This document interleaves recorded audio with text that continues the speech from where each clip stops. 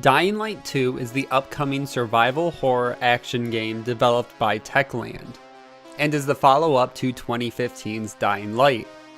There has been a lot of news and rumors circulating around the game for the past few years since it was revealed, so let's break down everything we know about Dying Light 2, including the confirmed information, rumors, and delays.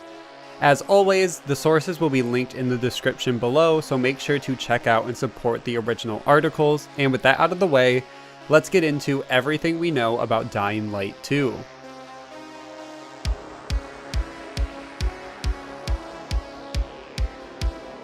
Let's quickly touch on the history of Dying Light. Techland is the developer of the Dying Light series. They are most known previously for working on Dead Island and currently Dying Light. And it was in 2015 that the original Dying Light was released for the PS4, PC, and Xbox One. The game received middle to very high reviews and was praised for its combat, movement, parkour system, and multiplayer, but was criticized for the story and character development. Regardless of the criticisms, the game sold very well and topped many different sales charts throughout 2015 worldwide. And the most current sales numbers for the game put it at having sold over 5 million units worldwide. So now let's move on to Dying Light 2. In May of 2015, just a few months after the release of the original Dying Light, Techland released a statement about how the studio was going to use their time and resources moving forward, and how they were going to put their game Hellraid on hold and keep putting their resources towards the Dying Light franchise.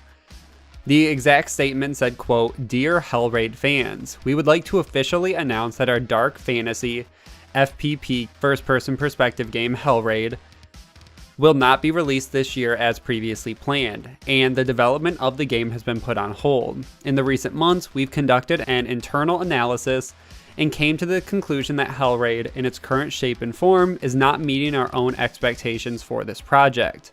Therefore, we've decided the best course of action would be to send it back to the drawing board and invent our dark fantasy title anew.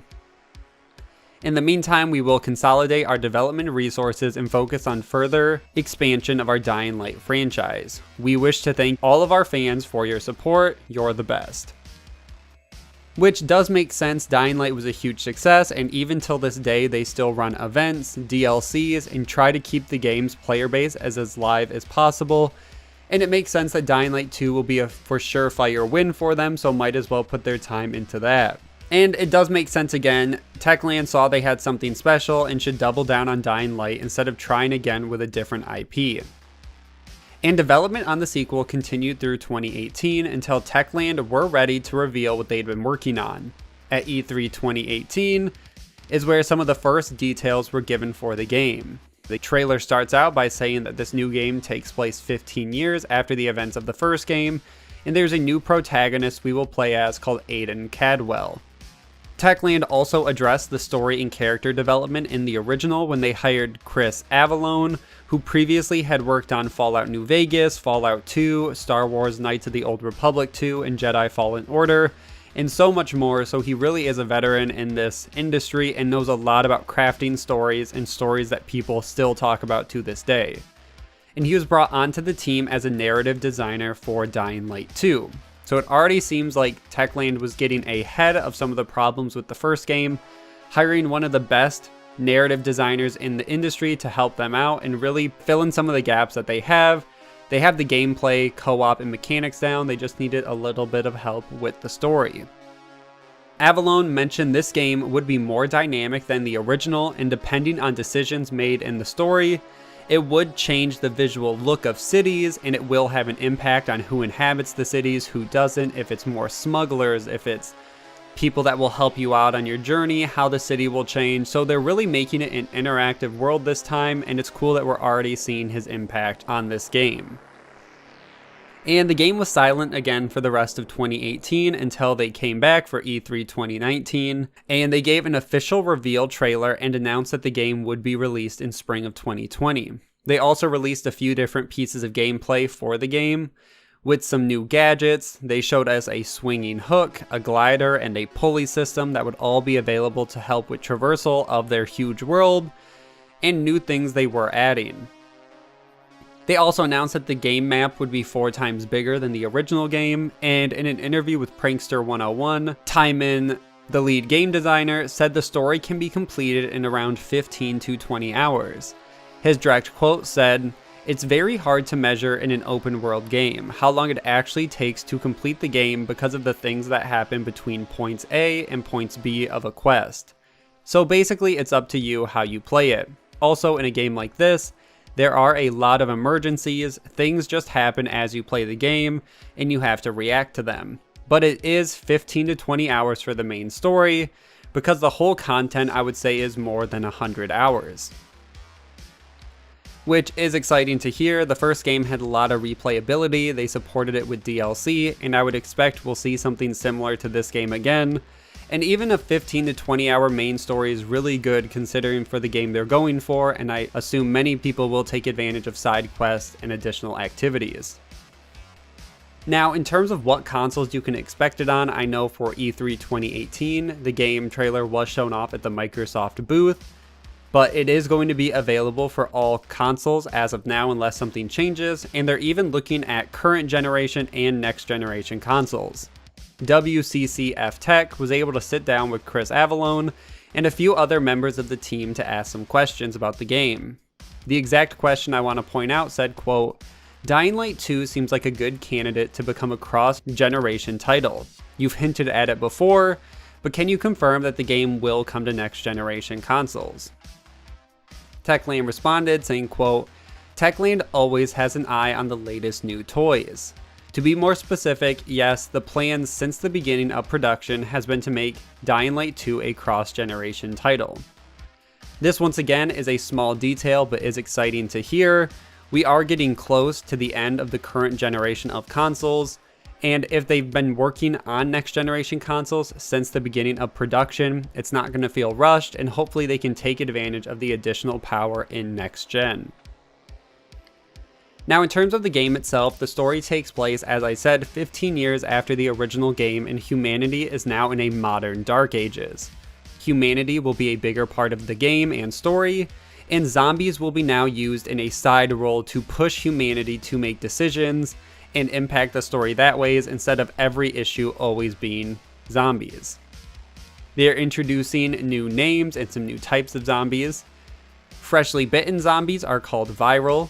Then, after time, they become biters, which are regular standard zombies, and after being exposed to UV light, they become degenerates. The exact quote from Games Radar during the interview says, "We have this whole cycle of the infected life in-game.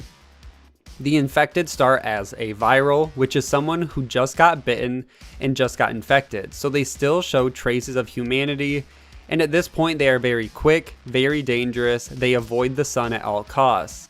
But after some time in that state, they turn into what we call biters, which are your regular zombies, slowly moving infected that, if able, will try and grab you and infect you or eat you. But the sunlight is dangerous to them, and they are not as quick and as agile as virals. If biters stay in the sun for a long period of time or under a UV light, they turn into degenerates, decaying zombies that are very weak with pieces of flesh falling off of them.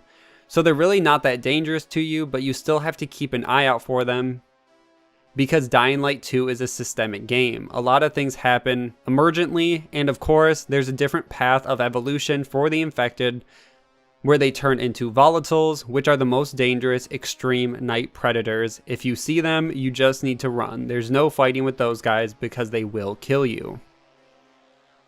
Which is exciting to hear. They're adding more enemies. Now, we still haven't seen what the game looks like at night and how all of those new mechanics they've talked about will play out. And I know that's one thing fans are holding their breath for, and I think Techland is smartly holding off on that and waiting because they know it's one of the biggest unanswered questions of the game so far. So going into 2020, it seemed like release was right around the corner with a spring 2020 release date, but then in January, they announced the game was delayed. Techland's official statement said, quote, "To our dedicated community, it was a busy year for us as we continued working on our biggest project to date. We know you are awaiting the game eagerly, and we want to deliver exactly what we promised. We were initially aiming for a spring 2020 release with Dying Light 2, but unfortunately we need more development time to fulfill our vision.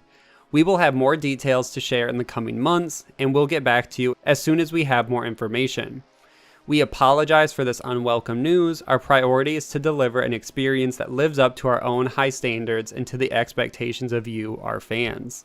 Please stay tuned, and thank you to our fans around the world for your continued support, patience, and understanding. So as of right now, we aren't sure when the game will be released, especially with the global pandemic that is still causing delays.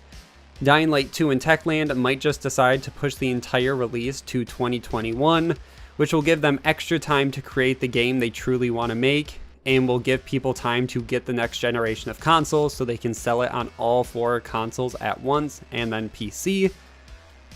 But really, that's everything we know about Dying Light 2. It has been in development since sometime around 2016. The game has been in a playable state for at least the past year or two, and Techland is taking the criticism from Dying Light 1 serious and seems to be creating a story that is worth putting a lot of time into and creating a full protagonist players can relate to.